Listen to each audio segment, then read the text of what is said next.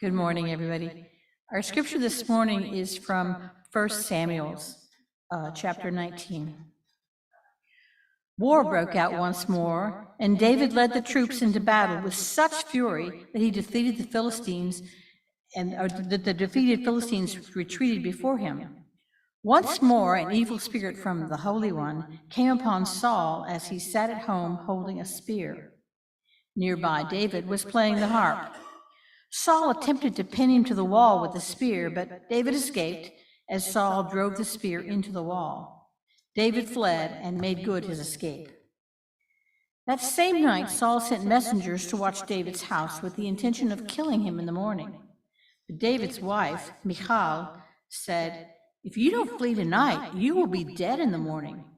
So she let David down through a window to slip away and escape. Then Michal took their household idol, putting it in their bed with a goat's hair rug for the head, and covered with a blanket. When Saul's messengers arrived to arrest David, Michal said, "Oh, he is ill." Then Saul sent messengers back to bring David to him, bed and all. And when they arrived, there was the household idol with the goat's hair rug as its head. Saul asked Michal, "Why did you deceive me and let my adversary escape?" Michal replied, "He threatened to kill me if I did not help him to escape." Ancient words for our present-day consideration.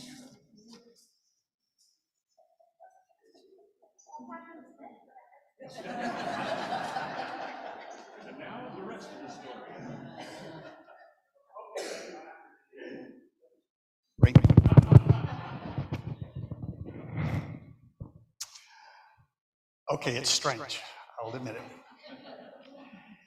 It's also kind of a joke. We don't realize that a lot of scripture is tongue-in-cheek. So the story is a teaching parable. We'll look at that a little bit, but we're starting a new series on emotions. And the last series dealt with sort of insights about how we think about things. So that was more something that we process with our minds. This is going to be something we need to process with our hearts. Emotions are really the foundation of wisdom. You can be head smart, but that doesn't make you wise. You can memorize the whole Encyclopedia Britannica, but if you can't control your emotions to the extent that you need to or want to, then that's a problem. So we're going to be looking at a bunch of different emotions and how we can make an art. Every emotion is important. It's a part of our survival. It's a part of our species. If you disown any feeling that you have, it will master you. Right? If we deny any of the natural energies of our psyche, they become very powerful. That's why, in many ways, polytheistic religion is much better psychological, because what they're talking about are the things that move us. So whether or not there's really a Mars, anger is something that we need to learn to deal with and master. Whether there's really a Venus, a goddess, our passions are things that if we want our life to be artful, we need to learn about it and deepen our understanding of it. So in this story, I mean, it's clearly a tall tale. The chances are very small that a king would send, the king sitting there with his spear in his house, and David sitting there with the harp. So that's kind of giving you a sense of the different kind of personality parts. And we're all of that, right? When you see a parable, we're all of those pieces. But when I write a puppet script, I'm all of the characters. One of them happens to be dominant in my life, but that's... I'm sure you can't figure out who that is. So, but nobody is going to send messengers to the enemy and say, "Bring them bed and all," and then open it up and the head is actually goatskin rug. Right? It's talking about how comedic it is when we lose control of our temper. We project onto things, and we wind up fighting the most ridiculous struggles and battles. Still, anger is an essential energy in our lives. So we need not to disown it, to demean it. What we're looking how to do is how can it become an art? That are emotions like instruments. How do we learn to play it like the violin? To do that, we have to honor it. Anger is a particularly interesting emotion in that it's often a secondary emotion. We get embarrassed, then we get angry. That's clearly what's happening with Saul. Saul has sent David out as a kind of hero, and everybody's singing the praises of David, which Saul doesn't like that very much. The song goes, Saul killed his thousands, David killed his tens of thousands. You get a kind of sense of the sophistication of the culture there. These people could have been in the Texas legislature easily.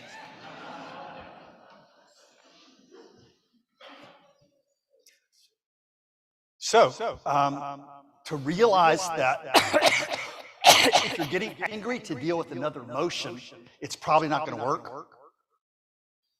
If I'm angry at you because somehow you hurt my feelings, whatever I do using anger is not going to deal with the pain, the loneliness, that kind of thing.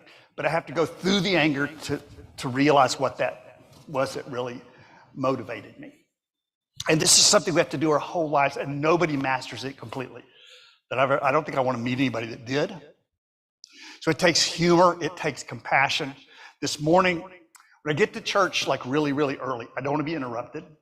That's why I get here really, really early, because I want to really focus on putting the dang sermon together. And when people need something from me, it's like, if I'm really concentrating, it's like being shocked. To get interrupted is like getting shocked. So this morning, I kept hearing a tapping on the window. And it's driving me crazy. So I just kept ignoring it. Finally got loud enough. So I come down the hall. There's nobody out there. I turn over. It was the coffee pot that I plugged in 10 minutes before. That was the percolating, sounded like somebody tapping on the window. That's kind of hard to figure out what to do with that, right? I'm sitting there working on a sermon on anger.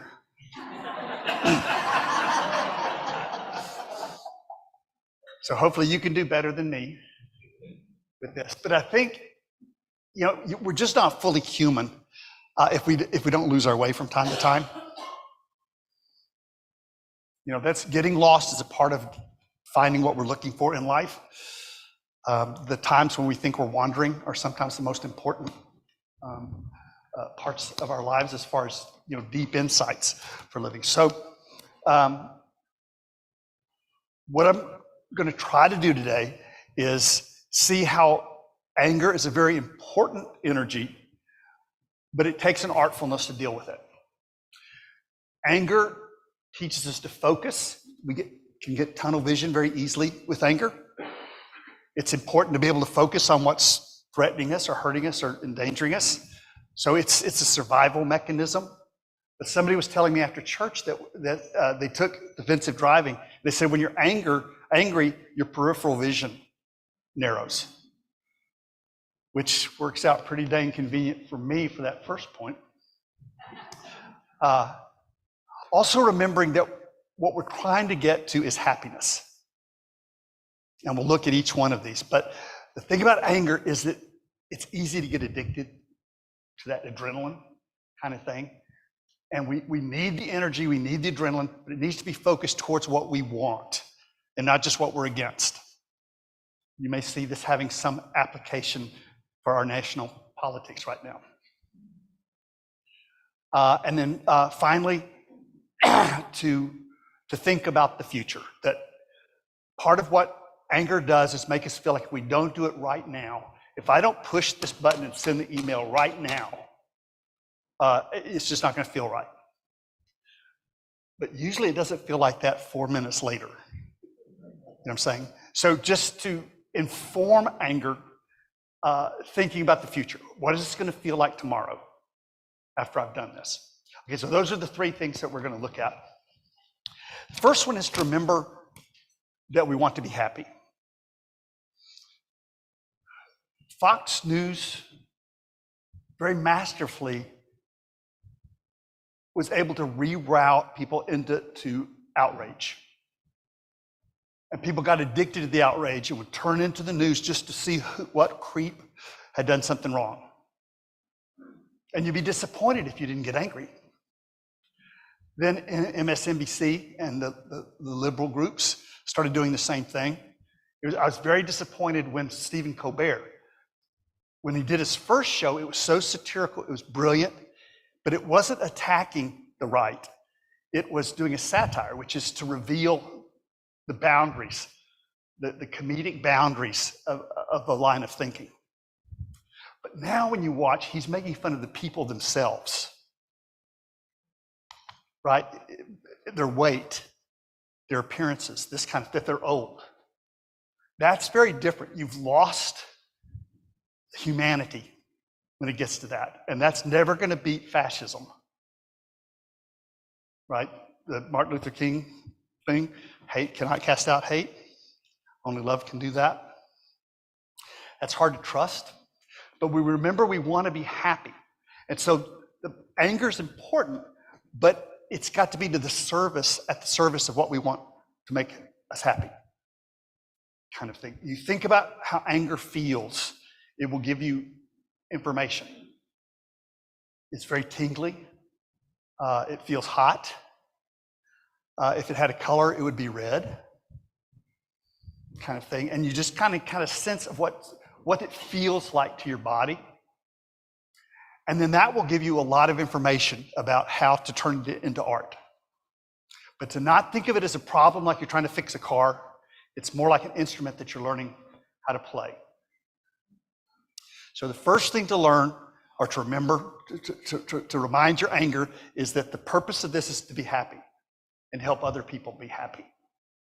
And to not get addicted to the adrenaline that doesn't take us where we need to go. The second thing is to not let our anger give us tunnel vision. To remember that if you're really frustrated, a mosquito can take all of your mind. Any small thing can become this huge apocalyptic disaster if you focus on it and lose your context to something larger. That doesn't mean it's not important. The more ridiculous it is, probably the more important it is that you take care of it, because what that probably means is you're tired, you're hurt, you're not feeling well. So the more ridiculous your reason for getting upset, the more important it can be to care for yourself and to heal what that is.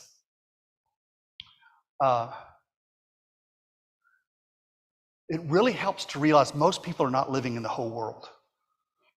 They're living in a much smaller part of it. And anger can really reduce the size of our world. Have you ever had a good anger on and somebody was trying to point out something that was pleasant and you resented it?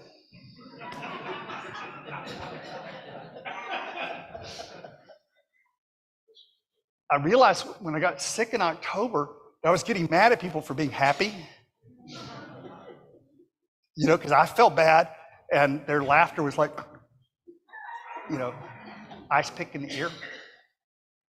And just to realize people get stuck. Like we get shrink wrapped into these smaller contexts. And it's not that we're bad. It's not that we're mean. It's not that we're ugly. It's that, that we just need to help process that. Gandhi, in many ways, began his struggle for liberation when he got kicked off a train for being a person of color. He was mortified, he was humiliated, but he didn't shrink to that level. He kept the anger and put it in harness to the service of his larger self, to the larger world. Rosa Parks suffered indignity, and yet she turned that into a gift for the whole world. Martin Luther King, so many of the great friends of humankind start with a humiliating moment, a mortifying moment, and they take that anger and dedicate it to a better world. Let's say, I know this is impossible to think, let's say that I did something creepy. You say something and I don't respond very well at all. And you think, I think if I called Jim a certain name, I think I'd feel really better. If I could just reduce him to tears and have him run off into the field, I feel so much better. And probably everybody in this room has done that to somebody, where we thought of that perfect thing to say, and we said it, and we saw the razor blade go into the soul, and we thought, that wasn't what I wanted after all. When we remember the whole world, and that we're part of the whole world, that our lives are ecologically bound to one another, that we don't want to hurt other people just because we don't want to release a wounded animal into the world that our children and their children's children are going to live in. So I can't reconcile that selfishly for myself, but it's very easy to do that over time when I think about what my actions mean for other people. Again, I'm not losing the anger at all.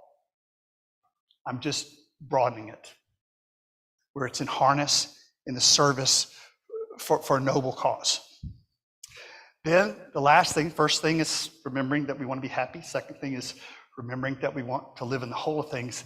And the last thing that I'm going to talk about today is remembering tomorrow. Because there's a sense of urgency, sometimes with anger, that doesn't think about tomorrow. It doesn't think, what is this going to mean down the road? It's usually good advice to say, be in the here and now. But anger does that real well, right? It doesn't think about the future a lot of times at all. One of the clues I learned a long, long time ago is when I'm saying you always do such and such or you never do such and such, it's time for me to get off the pony and go in time out.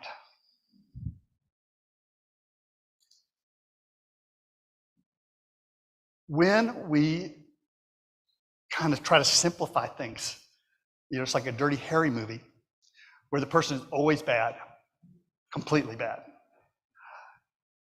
When things are reduced to either or, that tells you that you've shut down. That you can bring every justice, every mercy, every compassion into the world without dehumanizing somebody else. As a minister, I don't have a choice, right? If I say something creepy one time, that bullet's going to ricochet for the rest of my ministry. So it's not that I'm noble. It's not that I'm patient. It's not that I'm kind.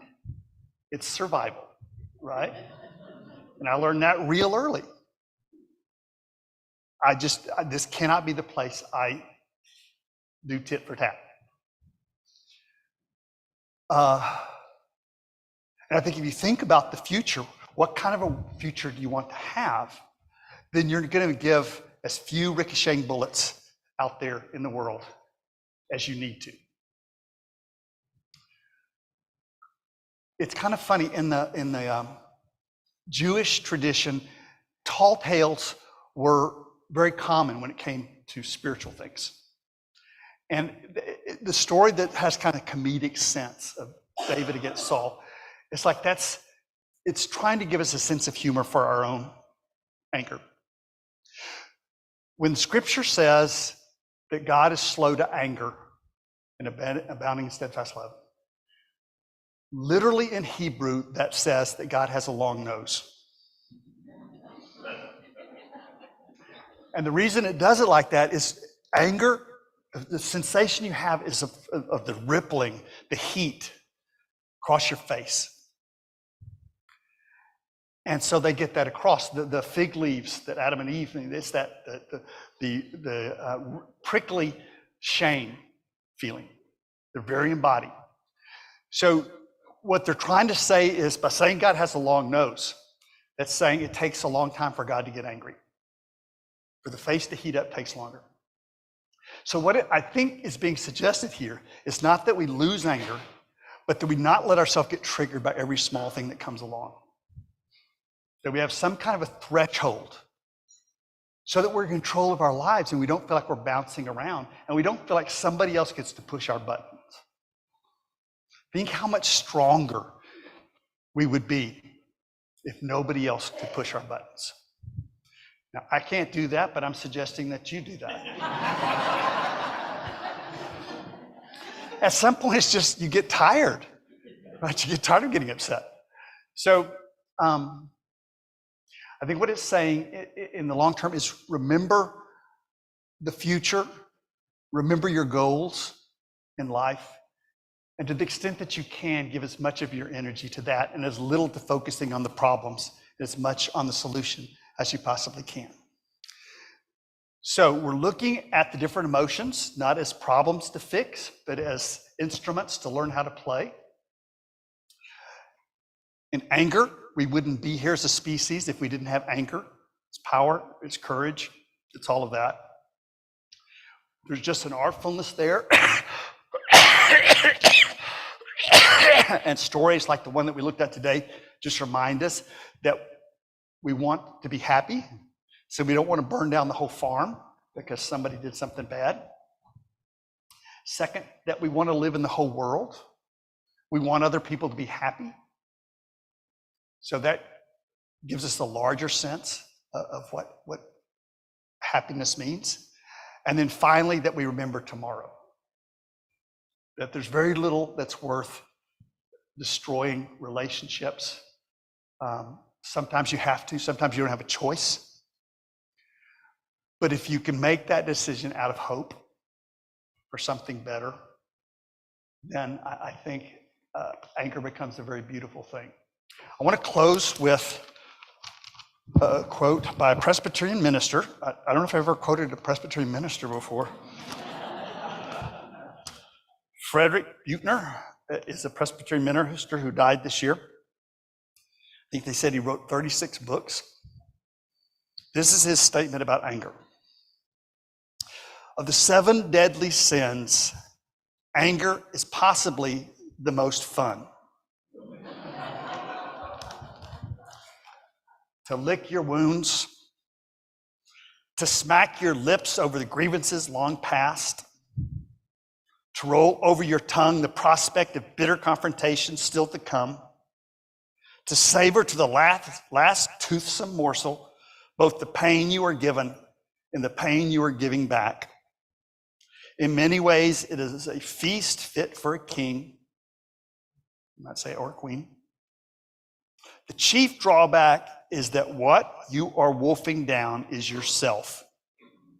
The skeleton at the feast is you. So these are my struggles with the concept of anger. We take a moment now for you to think how you would approach this passage.